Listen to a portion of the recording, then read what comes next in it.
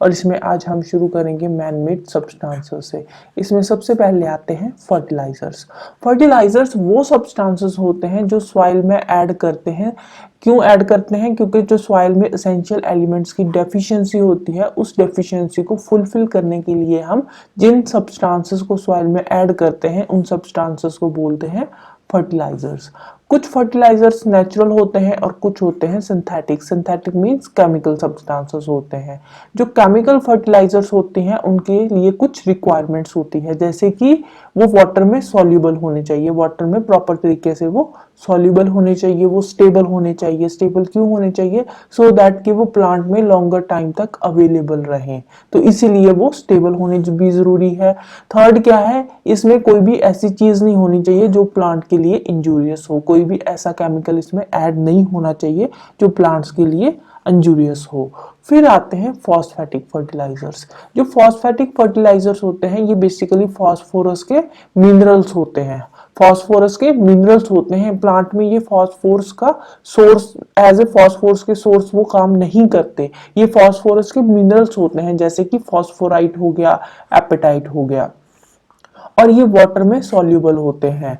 और ये जो फास्फोरस के सोर्स की तरह ये वहां पे काम नहीं करते प्लांट में। Don't serve as a source of phosphorus for plant. तो ये फिर होते क्या है? इनको सॉल्युबल मटेरियल में पहले कन्वर्ट किया जाता है। सॉल्युबल मटेरियल में कन्वर्ट होने के बाद फिर ये प्लांट में as a good fertilizer act करते हैं, जैसे कि कैल्शियम सुपरफॉस्फेट हो गया, नाइट्रोफॉस्फेट हो गया, ट्रिपल फॉस्फेट हो गया एंड फॉस्फेटिक स्लैग हो गया। नेक्स्ट है nitrogenous fertilizers. Nitrogenous fertilizers plant की रैपिड ग्रोथ के लिए जरूरी होते हैं और प्लांट में जो प्रोटीन कंटेंट है उसको इंक्रीज करने के लिए जरूरी होते हैं। नाइट्रोजनस फर्टिलाइजर्स जो होते हैं इनमें नाइट्रोजन बेसिकली होती है। तो नाइट्रोजन प्लांट की रैपिड ग्रोथ के लिए और प्रोटीन कंटेंट को इंक्रीज करने के लिए चाहिए होता है। तो इसीलिए जो नाइट्रोजनस फर्टिलाइजर्स है ये प्लांट के लिए बाकी के फर्टिलाइजर के कंपैरेटिवली ज्यादा इंपॉर्टेंट है। फॉर एग्जाम्पल अमोनियम सल्फेट हो गया, कैल्शियम साइनाइड हो गया, अमोनियम नाइट्रेट हो गया, यूरिया हो गया, कैल्शियम अमोनियम नाइट्रेट हो गया। ये यूरिया होता है ना, अकेले यूरिया में ही 46.6% नाइट्रोजन होती है। फिर आते हैं पोटाश फर्टिलाइजर्स। पोटाश जो होता है, पोटाशियम जो होता है, पोटाशियम प्लांट को स्ट्रक्चरल लेंथ देता है। फॉर एग्जांपल पोटाशियम नाइट्रेट हो गया, पोटाशियम क्लोराइड हो गया और पोटाशियम सल्फेट हो गया। फिर आते हैं एनपीके फर्टिलाइजर्स। एनपीके नाम से पता चलता है इनमें कौन कौन सी चीजें होती है? नाइट्रोजन होता है, फास्फोरस होती है और पोटाशियम होता है। और ये तीनों के तीनों जो इसमें होते हैं ना, एलिमेंट्स होते हैं, तीनों के तीनों एक सुटेबल प्रोपोर्शन में होते हैं। इन तीनों को नाइट्रोजन, फॉस्फेटिक और पोटाश फर्टिलाइजर्स जो है ना, इन तीनों को एक सुटेबल प्रोपोर्शन में मिक्स करके एनपीके फर्टिलाइजर्स बनाए जाते हैं। इसके लिए एक्सप्रेशन यूज किया जाता है 482। 482 का मतलब क्या है कि इसमें 4% नाइट्रोजन होती है, 8% फास्फोरस पेंटाऑक्साइड होता है और 2% पोटाशियम ऑक्साइड्स होते हैं। फिर आती है डाइस। डाइस क्या होते हैं? डाइस कलर्ड सब्सटेंस होते हैं जिसको हम अलग अलग चीजों को कलर करने के लिए यूज करते हैं, जैसे कि टेक्सटाइल को कलर करने के लिए, फूड स्टफ को कलर करने के लिए, सिल्क, वूल, इन सब चीजों को कलर करने के लिए जो सब्सटेंसेस हम यूज करते हैं उन सब्सटेंसेस को बोलते हैं डाइस। अब जो डाइस होती है वो भी अलग अलग तरह की होती है, जैसे कि फर्स्ट आ गई नाइट्रोडाइस। नाइट्रोडाइस कौन सी होती है? ये पॉलीनाइट्रो डेरिवेटिव्स होते हैं फिनॉल के। जो नाइट्रोडाइस होती है ये फिनॉल के पॉलीनाइट्रो डेरिवेटिव्स होते हैं। इसमें जो नाइट्रो ग्रुप होता है, नाइट्रो ग्रुप एक्ट करता है एज ए क्रोमोफोर, और जो हाइड्रोक्सिल ग्रुप होता है वो एक्ट करता है एज ए ऑक्सोक्रोम। अब बात आती है कि ये क्रोमोफोर और ऑक्सोक्रोम है क्या?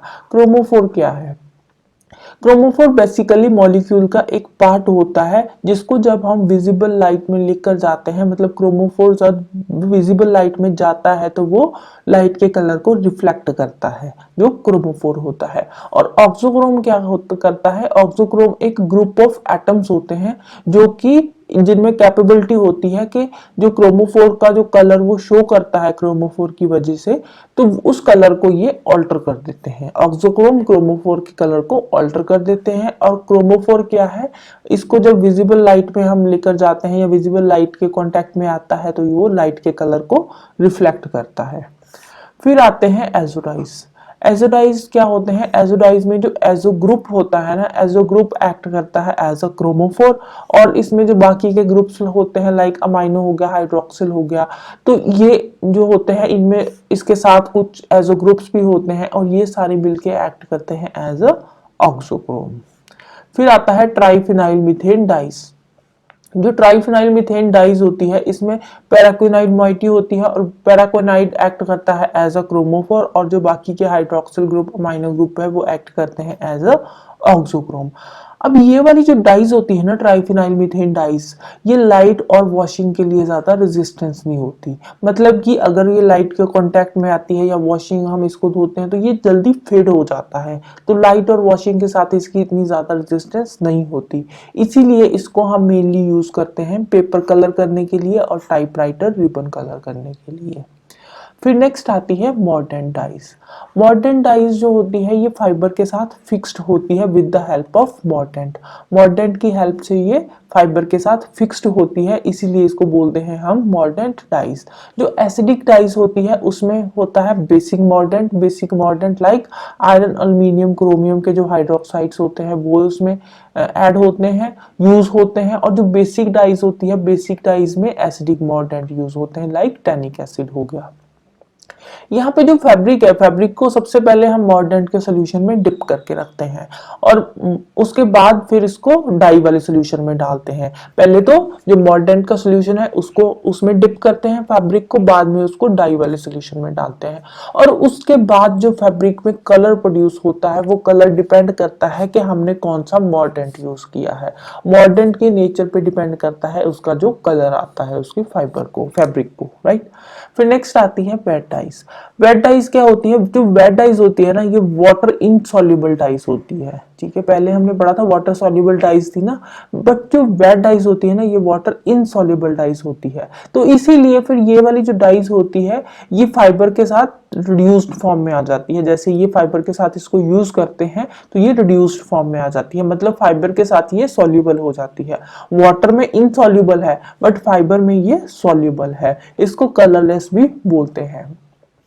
अब इनको वेट डाइज क्यों बोला जाता है, क्योंकि ये रिड्यूसिंग ऑपरेशन करती है, स्पेशली वुडन मैट्स वगैरह में एज ए रिड्यूसिंग ऑपरेशन इनको यूज किया जाता है। इंडिगो क्या है, जो इंडिगो हमने हिस्ट्री में पढ़ा था, इंडिगो क्या है, इंडिगो एक क्रॉप होती थी। इंडिगो बेसिकली नील होता है, जो ब्लू कलर होता है उसको इंडिगो बोलते हैं। इंडिगो क्या है, इंडिगो एक वेट डाई है और इसको कॉटन डाई करने के लिए यूज किया जाता है, right. So that's all about today.